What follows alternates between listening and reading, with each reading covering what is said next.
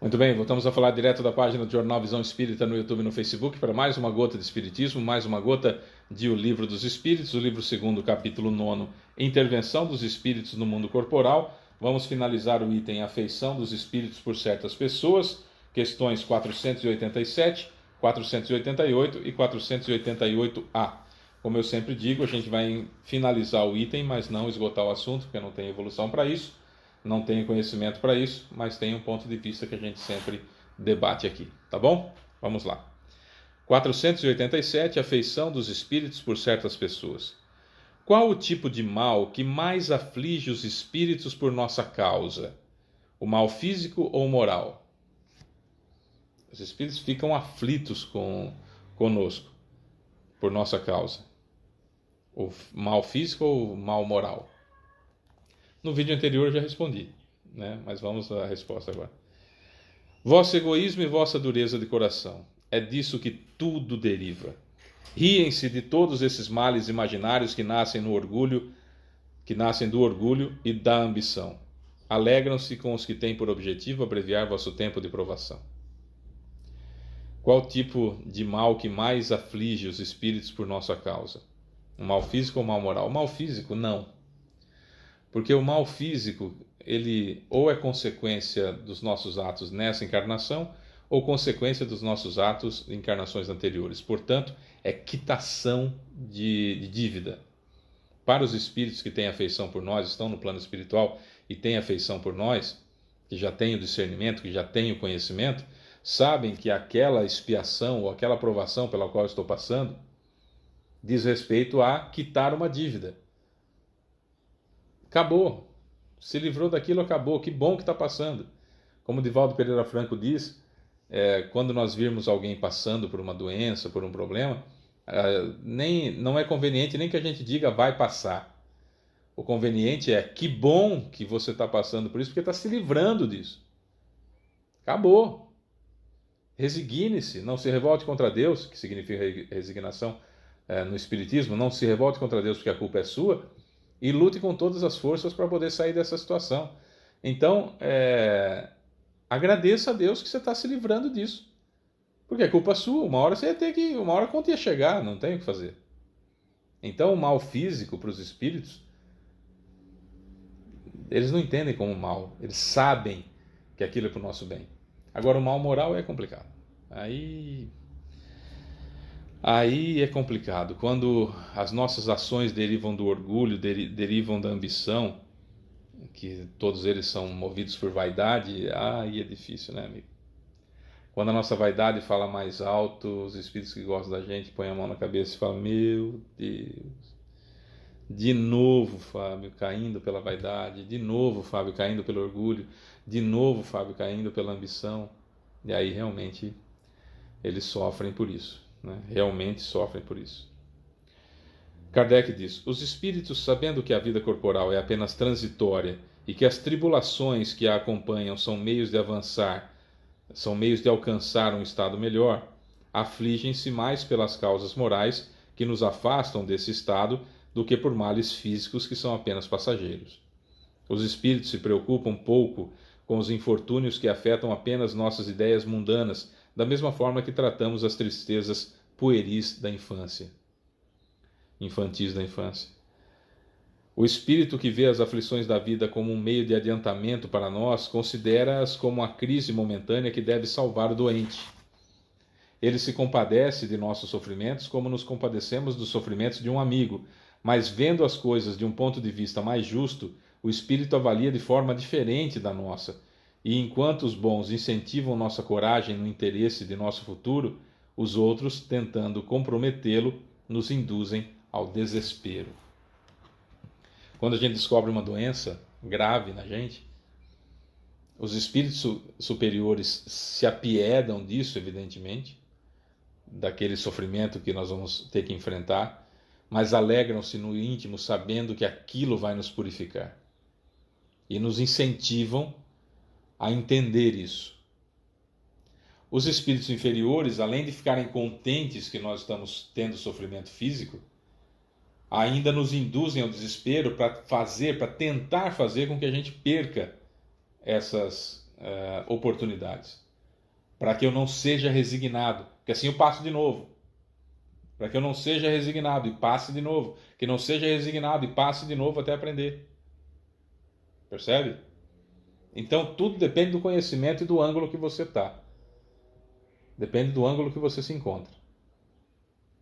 É um espírito familiar meu, de outras vidas, enfim, alguém que eu gosto muito, eu fico apiedado pelo sofrimento que ele está passando. Mas o incentivo a entender que aquilo é passageiro, sei que aquilo é passageiro, porque eu sou espírito, já estou desencarnado, então eu sei. Tento ajudar quando ele dorme, sai do corpo, eu tento conversar com ele e tal, para que ele entenda que aquilo é passageiro, importante para a sua evolução, porque está se livrando daquilo. E fico contente por isso. É um misto de sentimentos, né?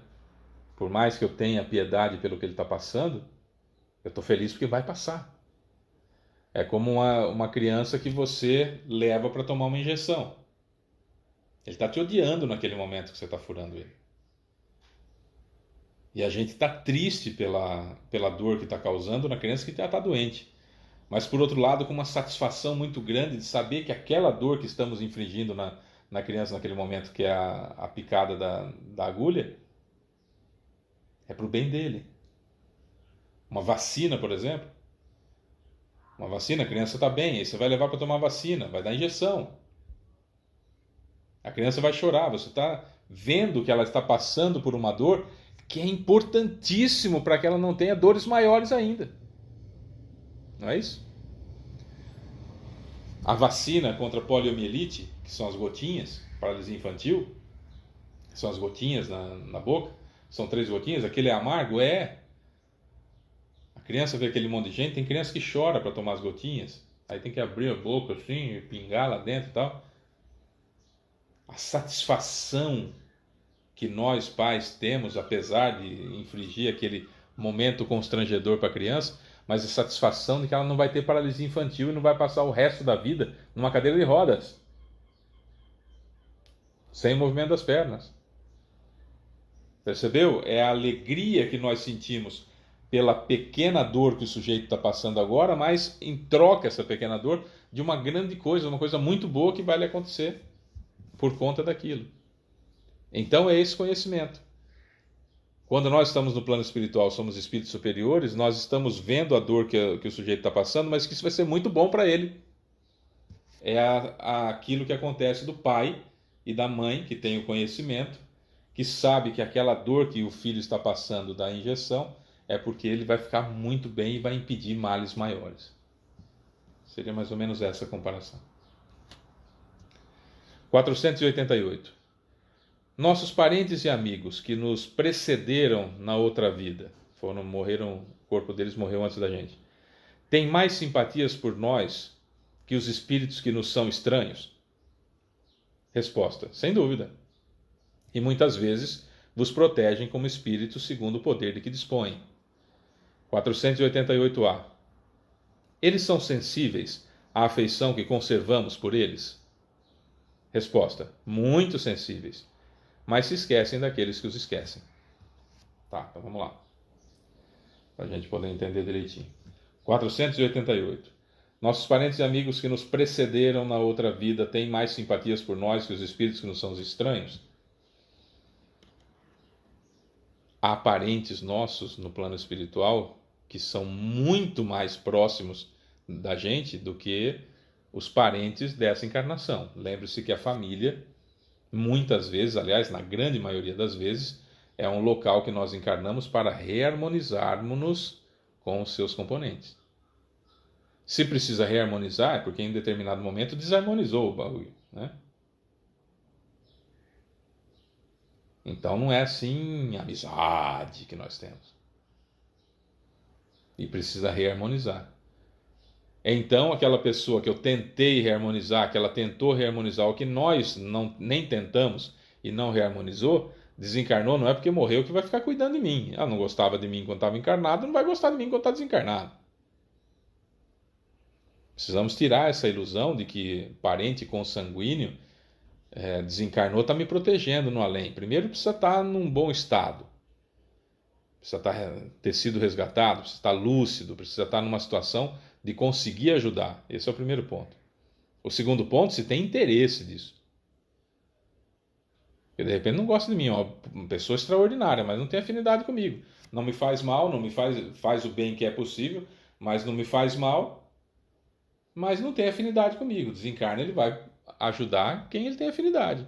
Simples assim, sem remorso, sem nada. Porque a lei é essa, a gente tem afinidade com uns e não tem com outros.